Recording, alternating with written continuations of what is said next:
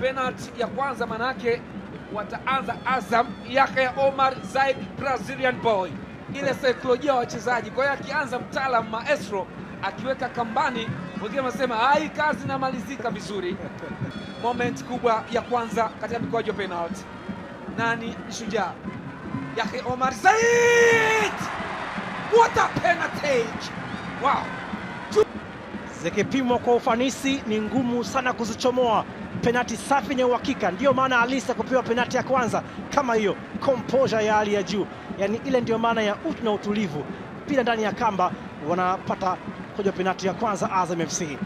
Emmanuel Mwanengo, yeye na boli na Aishi, yeye na Mwanengo, penalti ya kwanza kwa Yanga.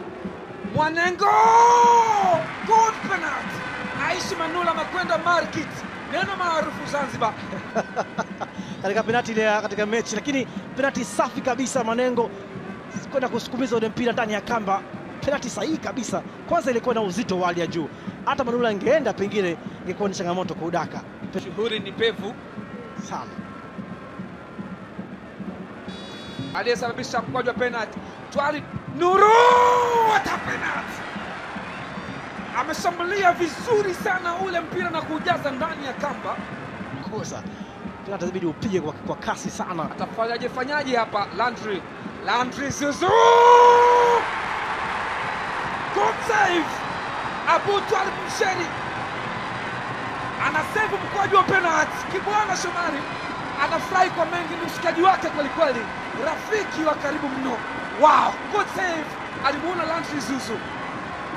Walivyofaika na nyakati njema kwa Msheri, sio mara ya kwanza kwa nyakati bora kwenye mkwaju wa penalti kama hii, ana kumbukumbu njema sana. Anazungumza mengi. Aishi Manula wamekutana tena bwana, yeye na Pacome wamekutana tena bwana, wamekutana tena bwana.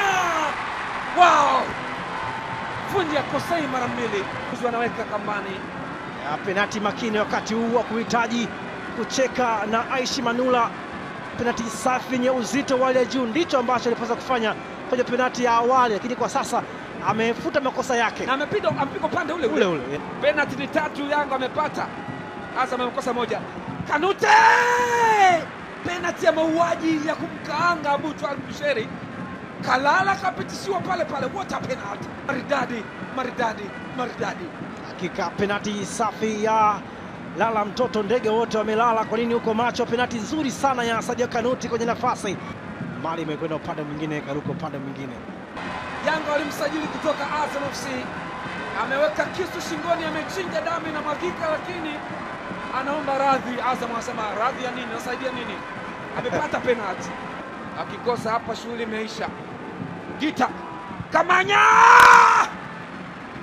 what a penalty! Nzuri kweli kweli, anamfuata Aishi Manula.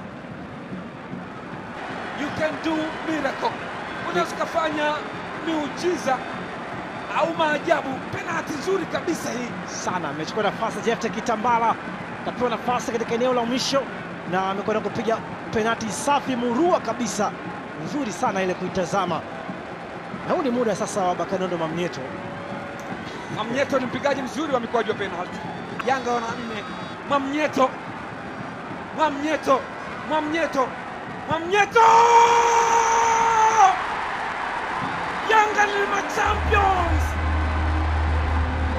Yanga ni machampions!